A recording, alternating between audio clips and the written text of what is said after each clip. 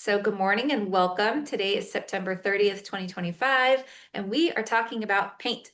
The state of Washington has issued a paint and paint supply solicitation, and this session is called Preparing to Bid. My name is Tiffany Scroggs, and I'll be facilitating today's training, and you're welcome to ask questions anytime or save them to the end. We are recording, and in your email are two documents that we'll be exploring today, a bid, no bid decision matrix, as well as a kind of a dissecting the bid document that will be helpful. So if you have those open, that'd be helpful. Otherwise, you can look at them after the fact. Let's go ahead and get started today. So why today? The state of Washington is a major player in state procurement, of course. They're the central procurement agency within the state of Washington, and they want to do business with more Washington-based small and veteran-owned firms. And so they partner with us, a nonprofit, to kind of get the word out about solicitations and provide training. We're going to start today with a little bit about my program, Apex, 2 slides is all, and then we'll talk about who's who in government contracting. That's always important to know who you're talking to and why. We'll go over the solicitation history, we'll review the specific opportunity, and then we have that pre-bid checklist and the bid, no bid decision matrix, and then resources. Hey, Tony. So the Apex Accelerator, that's the organization that I work for. We're a nonprofit housed at the Thurston Economic Development Council, so I'm in Olympia. And we're funded in part by the Department of Defense to provide no-cost technical assistance to businesses. We also are in partnership with the Department of Enterprise Services to put on these trainings. And our whole mission is to help businesses in Washington succeed in selling to government agencies. We have 17 advisors across the state, and we serve about 1,400 businesses each year, and we'd be happy to work with you. Our services are offered at no cost. This is kind of a map of our advisors across the state. You don't really need to know any of that or remember what region you're in. All of our intake new clients go to our intake coordinator, Tori, who will kind of assign you based on your needs and geographic location. All right, so the difference between Apex Accelerator, me, and government agencies. So the state government is the official contracting officer. They employ the procurement professionals, right? The people that buy stuff. They are the only ones authorized to expend taxpayer dollars. They cannot help you bid as a result of that. They have to be fair and impartial, and they can't give a perception or a competitive advantage, an actual competitive advantage or the perception of a competitive advantage to one firm over another. Apex, on the other hand, me and my team, we work for nonprofits or higher institutions of learning, and we provide technical assistance through counseling, through advising, and through training. We can review your bid proposals. We can suggest improvements. We can strategize with you on how to win more public sector work. And that's why we exist. So who's who on this specific solicitation? We always want to identify the decision makers to avoid delays or miscommunications or any harm to your business by following the advice of somebody that's not an official person. So on this particular contract, Jamie Bacon is the procurement professional. We can assume that DES has assigned a procurement professional on this that has a deep knowledge of the procurement law. They're the ones that receive the complaints and the questions. They're oftentimes referred to as a procurement professional, like I said, or a contract specialist or the procurement coordinator. In the federal government, we call them contracting officers. And they are the ones that are authorized to spend taxpayer dollars. So that's kind of a big deal. Like I said, they have to be fair and impartial. Any question that you give them, they publish for the whole world to see. They publish the question and the answer, and that's one of the ways that they keep the procurement system fair. Keep in mind, though, Jamie and the team at Team Cedar, they're all named after different trees. So the cedar tree is the team that you're under. They're not the customers. They're not going to be the ones buying the paint. So they're in charge of buying or setting up the platform for which agencies can go shopping, but they're not going to be the ones actually buying. So that's an important distinction. So who is the customer? The customer is a state agency representative. Those are those entities, so like if the Public Works Department, even within DES or maybe within Department of Corrections, needed paint, they are required to use the statewide contracts for purchasing that paint. The other optional user are going to be local governments or institutions of higher ed. So if Green River was repainting and they were going to use in-house staff, they could go ahead and buy the paint off the contract if they wanted to. They have other options as well, but that's one of their options. You might also hear today from Cedric or Kim. Those folks are with the Procurement Inclusion and Equity team within Department of Enterprise Services, and they're helping ensure that small and diverse firms and veteran-owned firms have opportunities to bid within state contracting. They ensure that solicitations don't have barriers to businesses. So if you encounter a barrier, we highly encourage you to reach out to the PI team, the Inclusion and Equity team, and they can kind of help navigate that with you. WEBS, you may have heard of, is the Washington Electronic Business Solution. So that's where the solicitation is posted. In order to download all the important documents, you have to have a login, but the login is free and only takes a few minutes to go ahead and get. Another player in this world is the Office of Minority and Women Business Enterprises and the Washington Department of Veteran Affairs. They certify firms as minority or veteran or woman. And then Apex, that's us. So we're funded at a nonprofit and we advise businesses. So that's kind of like the who's who in this world. Keep in mind that when you receive information or you receive advice, keep in mind who that's from. If it's from the DES Jamie Bacon contracting officer team, then you know it's completely solid. And especially if it's in writing, that's even better. And that's usually how your communication channel will flow with an official with DES. So there's a pre-conference, a pre-bid conference tomorrow at 10. The link to the team, it's on Teams, is in the solicitation. And we highly encourage you to attend that pre-bid conference. It's not required, but it's an opportunity to meet the buyer. You can also meet potential partners and kind of see who's who there. You can hear which part of the solicitation they emphasize. They oftentimes, when they're talking about the different aspects of the solicitation of the opportunity, they use better plain language than the legal language found in the actual contract. Pre-bids are never recorded, so you have to attend live if you want to go. And it's an opportunity to see who else is in the room to assess your competition, kind of size them up, keeping in mind that sometimes your competition can become your partner. And it's an opportunity to ask questions. Sometimes they will answer the question on the fly live at the session. Other times they'll say, thank you for your question. We're going to write that down and respond in a formal Q&A pattern, or maybe they'll say, please submit that in writing. And then they want to make sure they get it right. And then they publish an amendment on WEBS with the question and the answer. So solicitation history, let's dive in. This is the fun part. So DES manages contracts with over 2,000 vendors. That's you. If you're a business wanting to sell to the government, you are considered a vendor. And they spend about $2 billion with vendors on statewide contracts each year. Like I said before, the state agencies use the statewide contracts, and local governments can, if they want to, use the statewide contracts. And it's typically for goods and services that are purchased on a regular basis. They're commonly purchased goods and services. The staff at DES conduct research to determine if there's a need. And so paint supplies is a brand new contract for the state. They've never had a contract dedicated just to paint and paint supplies. And so this is new, but their internal research must have led them to needing or wanting this particular solicitation. This is what it looks like on WEBS if you have not yet downloaded on WEBS. It has kind of the important numbers up here, the customer reference number.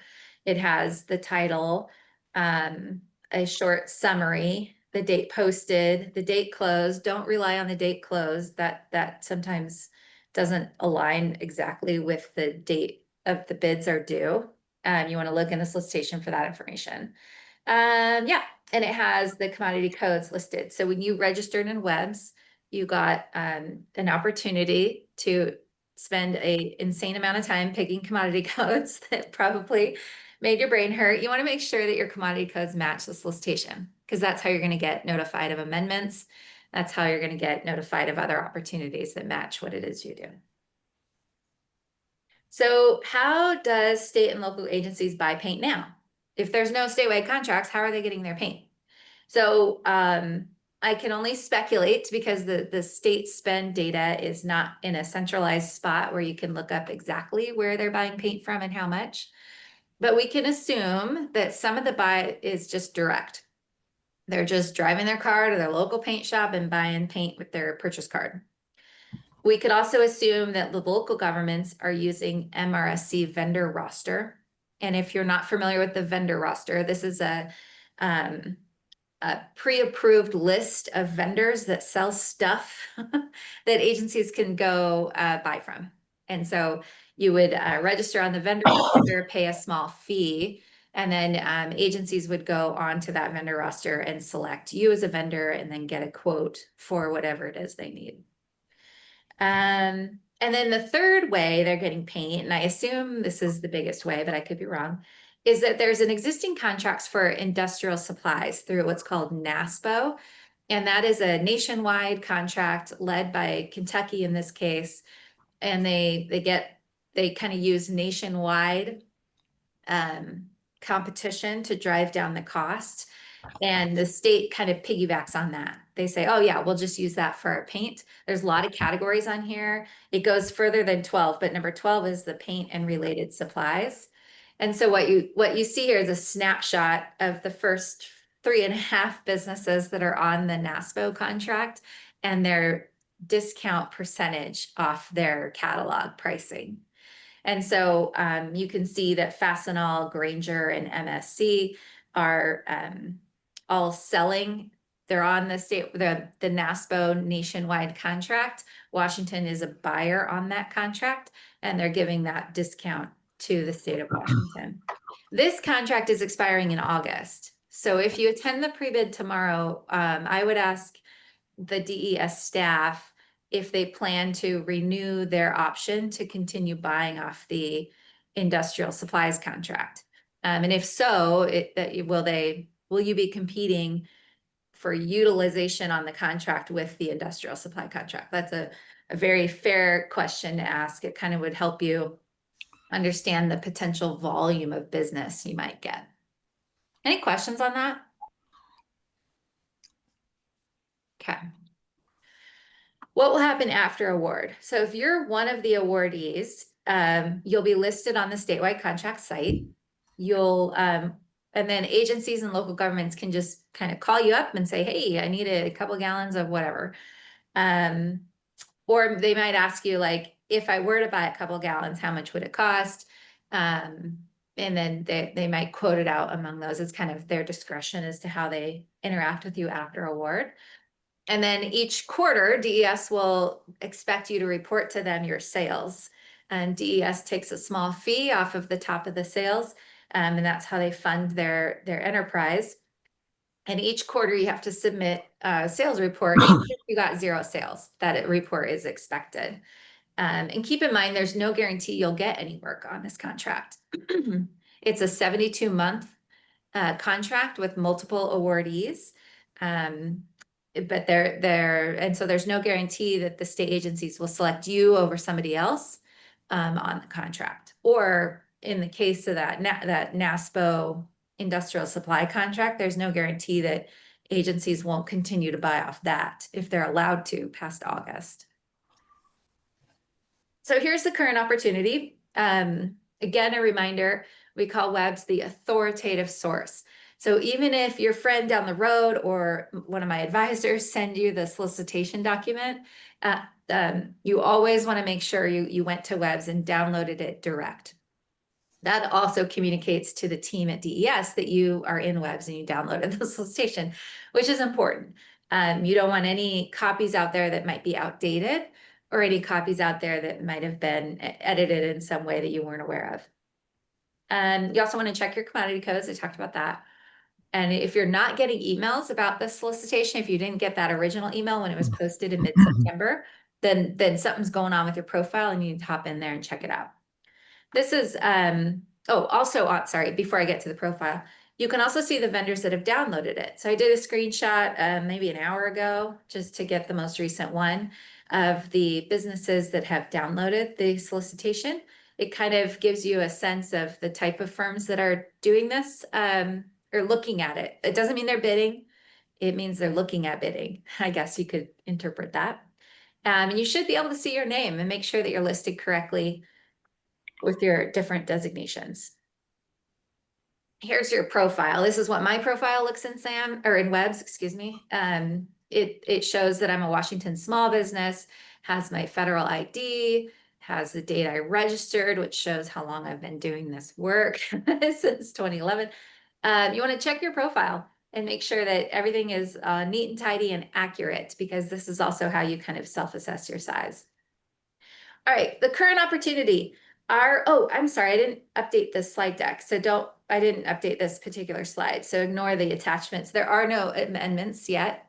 On the actual Webs opportunity, you'll see 5 or 6 solicitation. You'll see the solicitation, and then you'll see exhibit A, B, C, D.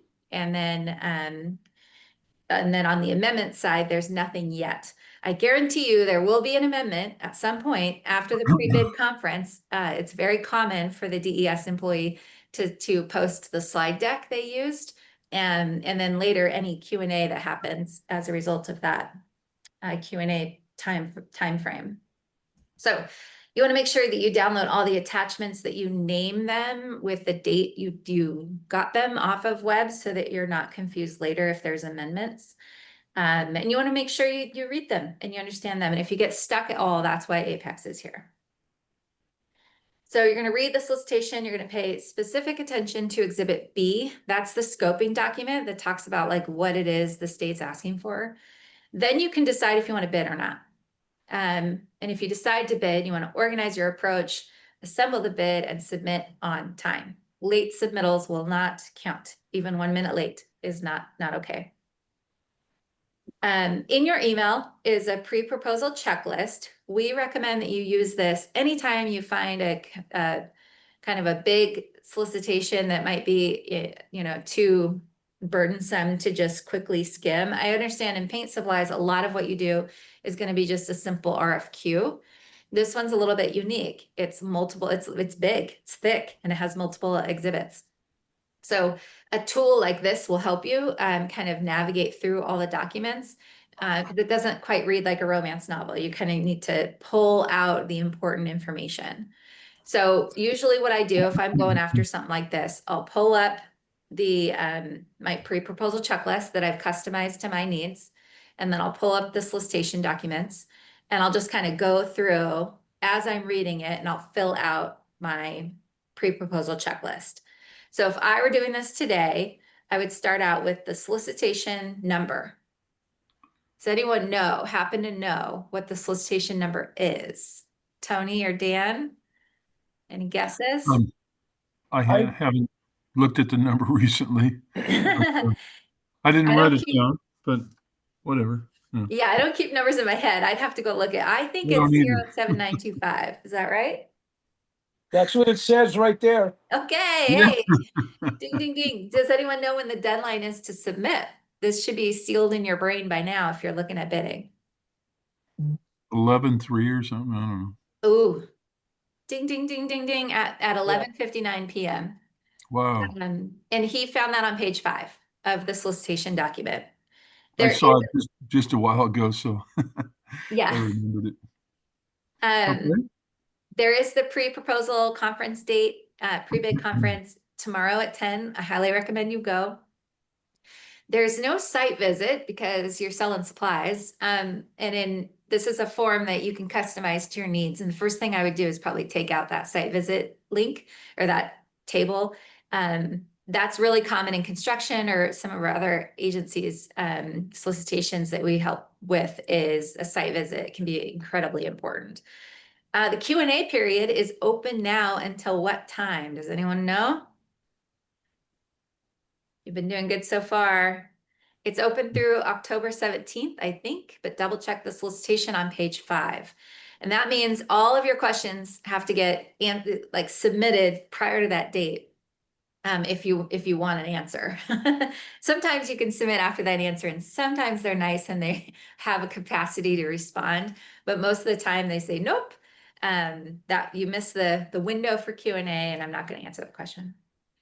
It was issued on September 19th. So you can assume kind of your competitors have a 2-week head start on you if you're just now looking at it, which is no big deal. You have plenty of time. November 3rd is a whole month away. That's a luxuriously good amount of time to submit one of these, especially if you have support from Apex. So reserved award, no. There is no preferences for veteran owned. There's no preferences for small business. So really what they're looking for, if I continue on the next page, they're looking for an emailed quote, your solicitation response emailed to them, and they're going to care about cost. This is on page 8. They're going to look at cost being 1,000 points, and then there's some other points related to environmental executive order compliance that's 50 points. And so that it's all about the price. The price is firm and fixed for a year, and every July they open up a 31-day window where you can request a price adjustment based on an index or the MSRP.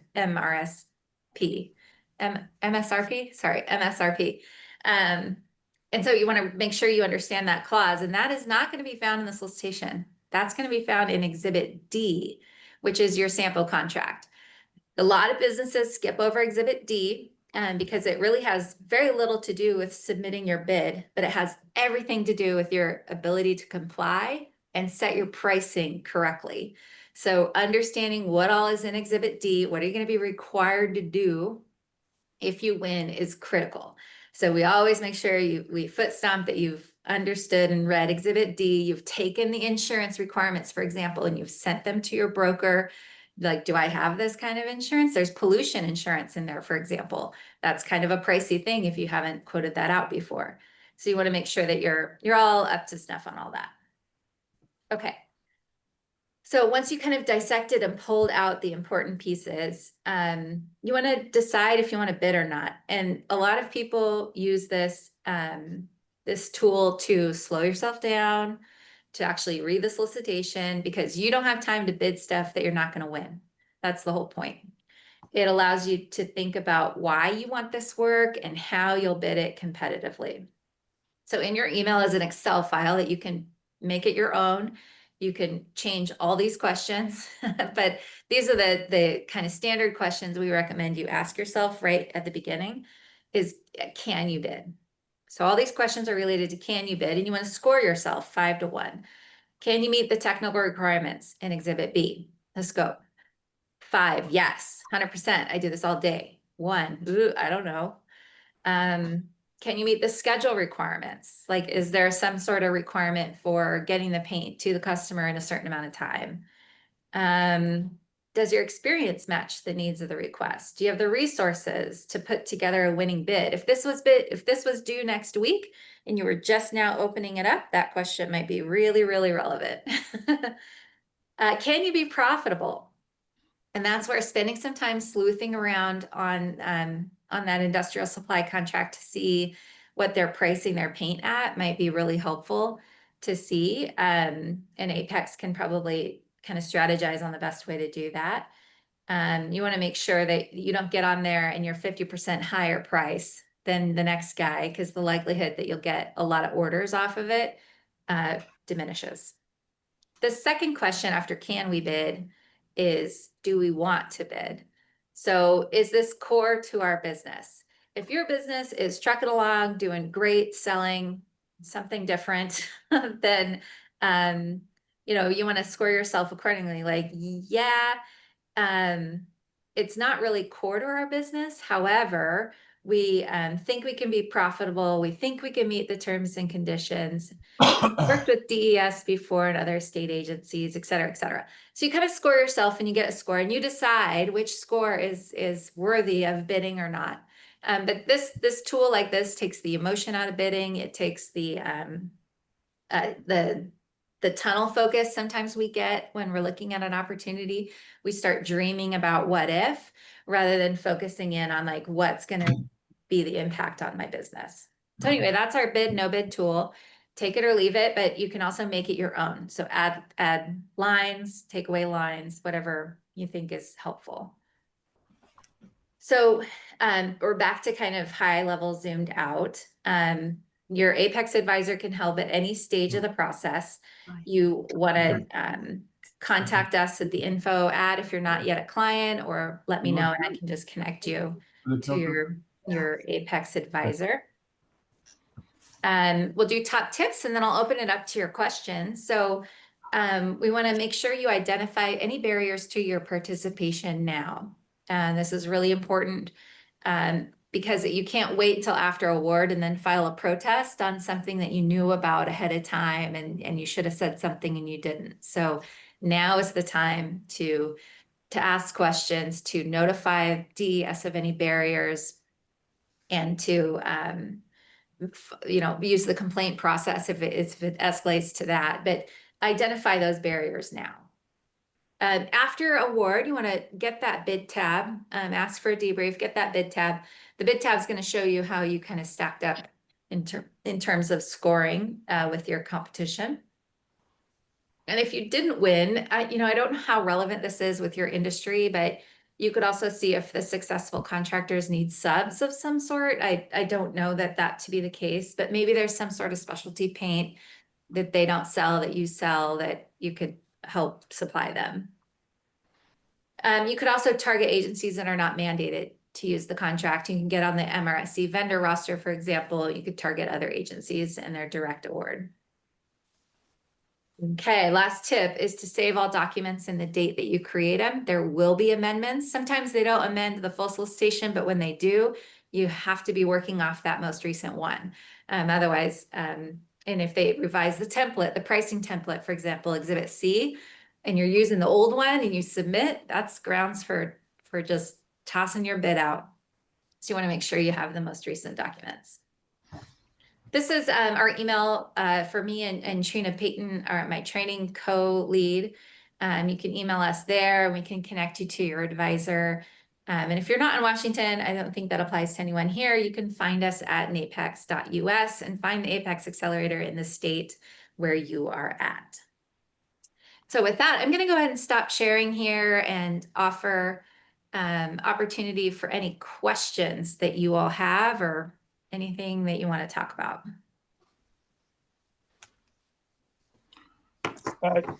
I have a question. Please. Okay, is this an all bid win? In other words, will the state be able to come to a vendor and pull out maybe 5 items of paint and maybe get the paint supplies from someone else that bid because they were lower? Or is this going to be weighted on the bottom line pricing? Do we know that? I need to make sure. So I understand your question. So how it works is you'll be listed on the statewide contract for providing paint. And then when an agency like Department of Corrections needs paint, they'll go to that contract and select a vendor and say, hey, I need 8 gallons of XYZ. So, and is that not at all what you asked? What can you repeat? No, there's so many items on that list. It's not just one kind of white paint. Yeah. So what happens if paintbrushes, for example, someone else is cheaper on paintbrushes and caulking, but I'm cheaper on the paint. Oh. Someone else is cheaper on the stir sticks. I'm just pulling out things that along with paint.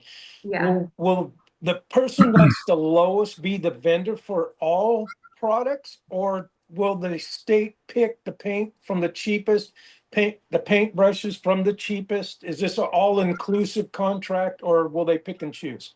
I see what you mean. Let's try and find that answer, but that might be a good question to bring to the pre-bid tomorrow morning. Okay. So what I can tell you is that they're going to award up to 4 vendors within each geographic area to the highest scored bidder.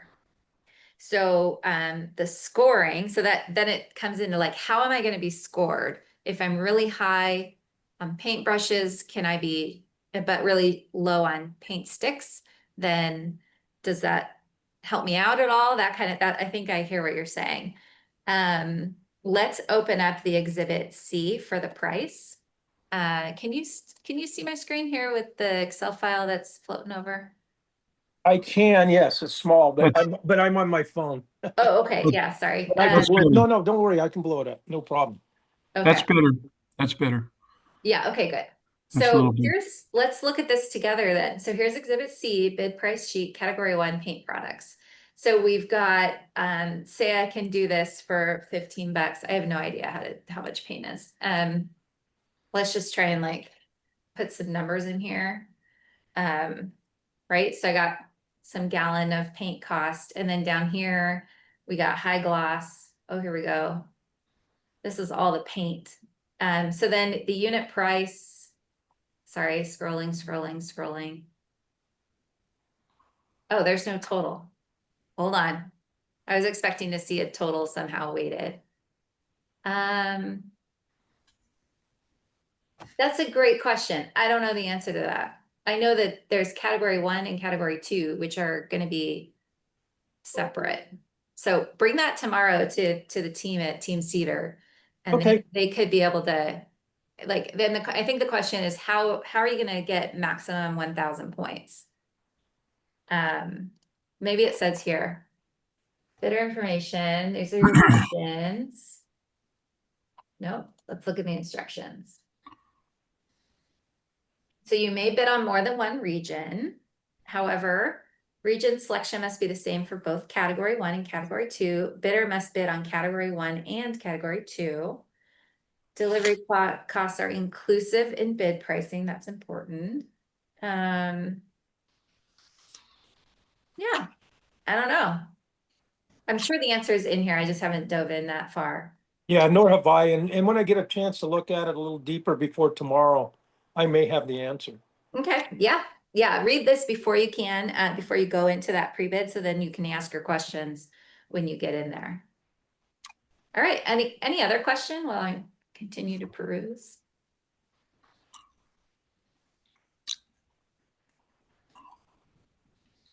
Oh, scroll back up to the top of it real quick. Not, right in there. I think when you were scrolling, I thought I saw. Okay, stop. Little bit. I think it was right subcategory D or E.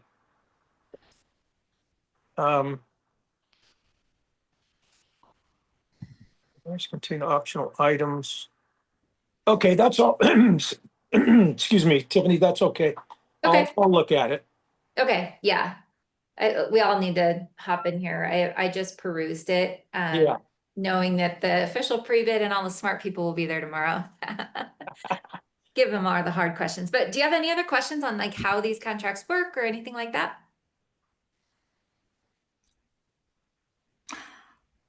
I've got a question. Sure. My question is, let's say I, get an order, ship the stuff out. How many days do they have to pay me? Oh, okay, great. For What's that, I'm gonna open up Exhibit D for the contract and look for payment terms. And okay? I will reshare my screen. So, sorry, let me make it bigger for those of you on your phone Because here. if you get a big order, I'm thinking that 100 gallons of paint or whatever. Yep, It's good to be paid promptly, yes. so you don't have to cover So your loan for a long period of time. invoicing and payment. So you shall submit a properly itemized invoice with all these things. Payment is the sole responsibility of the purchaser. Let's see, unless the contractor has provided a prompt payment discount, purchaser's payment is due within 30 days of the invoice. Okay. And these are the individual agencies like a college or a Yes, police department or whatever. yes. And so our always recommendation is to submit timely invoices that adhere exactly to the requirement. And then follow up. Did you get my invoice? Did it go to the right person? Right? Because a lot of times it needs to be routed to 3 or 4 people before it actually gets approved. That'll help you kind of set the stage for that 30-day clock. And hopefully you get paid within that window. Okay. Good question. Anything else? Do they have any penalty for not paying you within that 30-day period?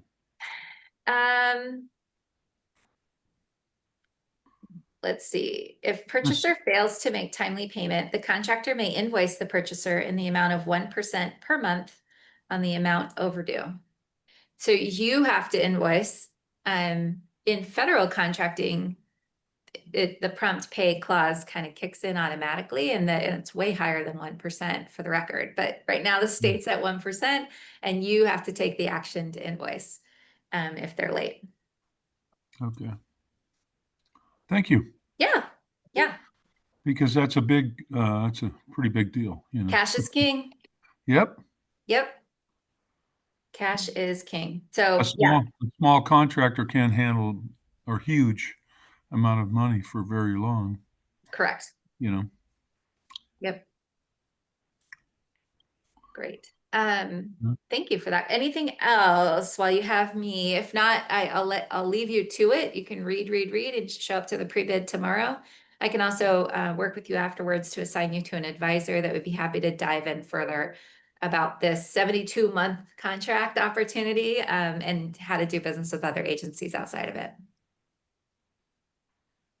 Okay. All right. Well, I appreciate you hopping on the call today. I know this is a pretty big opportunity. It's way different than your typical RFQs that you might experience. So we're here for you if you want to go for it, and wish you the best of luck. Thank you so much, Tiffany. This was You're welcome. great. Great to meet you, Tony. Thanks, Nice to meet Tiffany. you Yep. as Take well. care, Dan.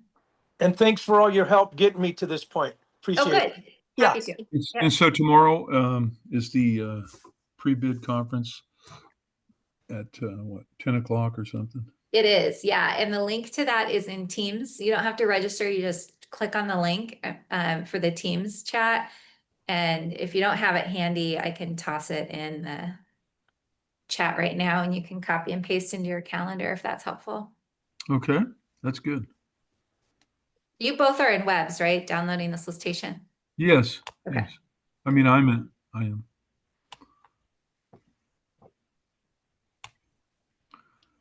All right. Okay. So, Thank you. Thank you very much. Enjoy your sunny afternoon. At least it's sunny in Olympia. I'm seeing that I need to close my blinds. The sun is coming at me. It's partially sunny here in Spokane. Okay. All right. You take care. Thanks. All right. Thank you. Bye now. Bye-bye. Goodbye. Bye-bye.